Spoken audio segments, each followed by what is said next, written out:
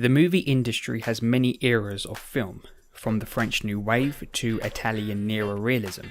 But in today's video, we are going to look at an American era of film that was defined as the Blaxploitation era. On this journey, we will look back at the inception of Blaxploitation films and the impact it had on American movies.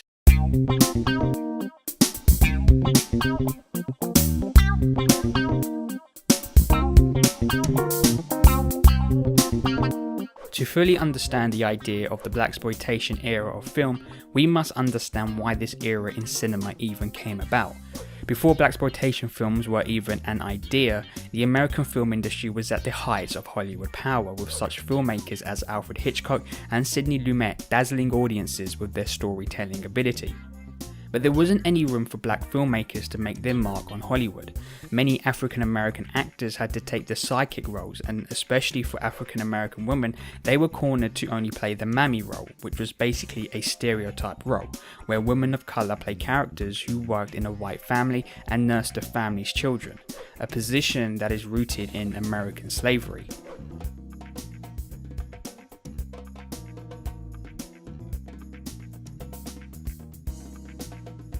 That lack of representation in Hollywood was only half the catalyst.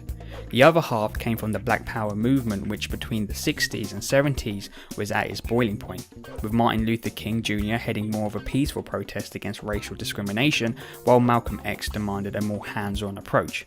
Their goals, however, were singular, and that was to get America to treat black Americans as equals. The height of the Black Power movement was at the rare end of the 1960s, when Martin Luther King Jr. was assassinated and riots began to mount across America. These were testing times for the United States. African Americans wanted to be heard and wanted to be treated as equally as their white counterparts. And this wasn't only in society, this crept into the film industry and became the moment where African Americans started to take their artistic value seriously, and thus began the explosion of films that were about black characters. This part of cinema was named the Blaxploitation era of Hollywood.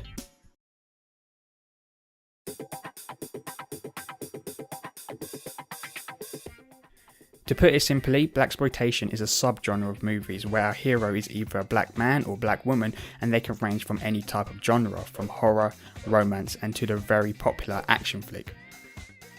The name Blaxploitation was first coined in 1972 by then Junius Griffin, president of the Beverly Hills Hollywood branch of the National Association for the Advancement of Colored People, or better known as NAACP for short. It is highly regarded that the first film to be from the Blaxploitation era is 1971's Sweet Sweetback's Badass Song, written and directed by Melvin Van Peebles. This film follows Sweetback, played by Melvin himself, a prostitute who saves a Black Panther member from two racist cops. The movie was a financial hit, grossing $4 million with only having a budget of $500,000. This was the proof Hollywood studios needed that having a film focused around an African American can be a hit with the domestic audiences. Thus, the influx of Blaxploitation movies came steamrolling in, with the movie Shaft releasing later on that year in 1971. Often the movies that followed would heavily use violence, drugs and sex to tell their story, as seen with the pioneer of Blaxploitation, Sweetback, having its main character to be a prostitute. However, over the years the film's main lead tended to be stylized as a pimp figure who was always fighting against the man, a slang term to identify the establishment that oppresses the black community. This representation was held with criticism, with many audiences and critics saying that the portrayal of black men as pimps was damaging the reputation of real black men. But we will get to the criticism later on. Because what became noticeable with many Blaxploitation films was they all had a similar style, with the way they edit to the music they used. When it came down to the soundtracks, a lot of the films in this era used a new style of funk instead of what was heard before. This new style of funk had a uniqueness that instinctively came synonymous with Blaxploitation films.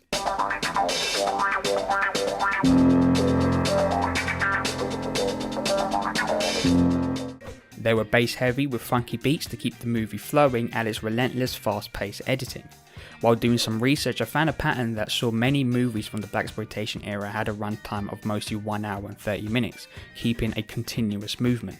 This fast pace was different and more in your face than the likes of Alfred Hitchcock or Stanley Kubrick, which led audiences to keep coming back, for now.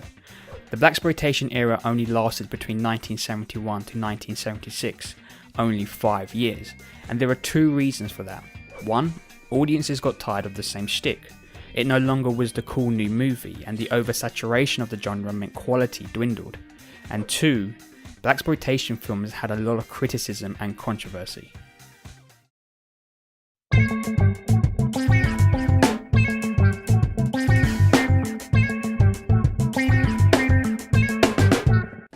So why did this new empowering movement in the film industry garner such negative views from audiences and critics? Well, it comes down to the representation of the main character. Many blaxploitation films followed black men who were pimps or convicts, and what this did was create an illusion that all black men were like the typical stereotypes they were fighting against. Many critics such as Harvard psychiatrist Alvin Poussin and Jesse Jackson wanted to challenge the filmmakers to change the types of characters they were creating, and instead choose to focus the film on a black main character that can become a role model to communities. One of those films that was heavily criticised was Gordon Parks Jr.'s Superfly, released in 1972, which starred Ron O'Neal, who played a cocaine-dealing priest. Ebony writer B.J. Mason said this about the film: "An insidious film which portrays the black community at its worst. It glorifies the use of cocaine and casts blacks in roles which glorify dope pushers, pimps, and grand theft." And it wasn't just critics that had a negative word about blaxploitation films. The NAACP, Southern Christian Leadership Conference, and National Urban League joined forces to form the Coalition Against Blaxploitation. Their movement garnered national interest. They wanted to stop what they thought was offensive stereotypes in these films. And it was this movement that fast-tracked the death of blaxploitation films in 1976.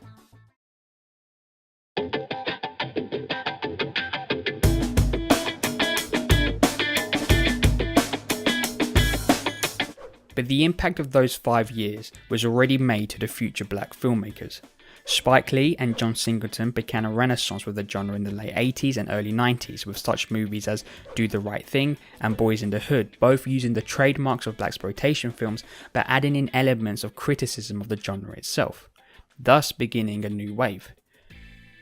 But the films didn't just influence black filmmakers, it also had a huge influence on white ones too, with the most notable being Quentin Tarantino, with characters such as Jules in Pulp Fiction, and Quentin's third film Jackie Brown, which was basically a love letter to legendary film actress Pam Grier.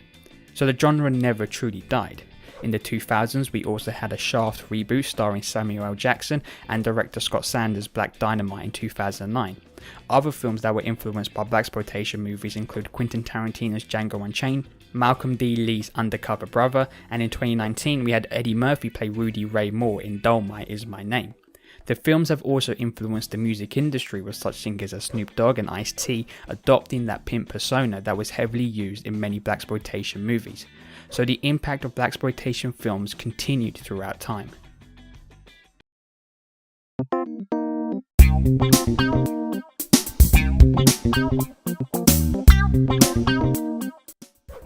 The era was short and had many critics for its portrayal of black men, but the impact it created and the inspiration it gave to a lot of black filmmakers is undeniable, and that should be celebrated. The movies broke a culture that white actors can only play leads, and in those 5 years that culture was shattered with over 200 films made between 1971 to 1976. Sure, they were violent and sexual, but they gave African Americans a voice in a very white establishment. And as Todd Boyce said, a professor at USC School of Cinematic Arts, the idea was that these movies were giving voices to people that didn't have a voice. They became, in a way, figures that were heroic to regular people. Blaxploitation films may have ended in 1976, but the influence has transcended that time to now, a time very similar to 1971, the year that started the blaxploitation era of film.